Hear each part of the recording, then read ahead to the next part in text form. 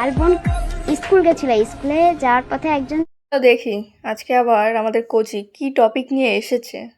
ছেলে বোনকে একটা চিঠি দিয়েছে, চিঠিটা আমার জন্য দিয়েছে।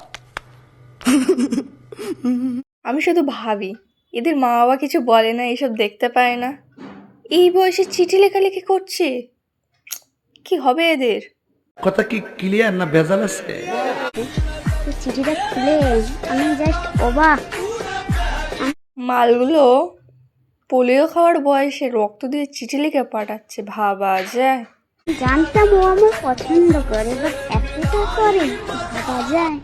নিজে রক্ত দিয়ে ভাই চিঠি লিখেছে। এগুলো কি করা উচিত জানো তো? পা পা দুটো ওপরের দিক থাকবে, মাথা নিচের দিক থাকবে, তারপরে পাখার সাথে ঝোলাতে হবে, ঝুলিয়ে কঞ্চির লাঠি নিয়ে সাপাট সাপাট করে কেলাতে হবে, যদি ঠিক হয়। না হলে ঠিক হওয়ার না এরা। বোন ঠিক হয়ে যা, এই বয়সে এসব করিস না। ঠিক বলেছ।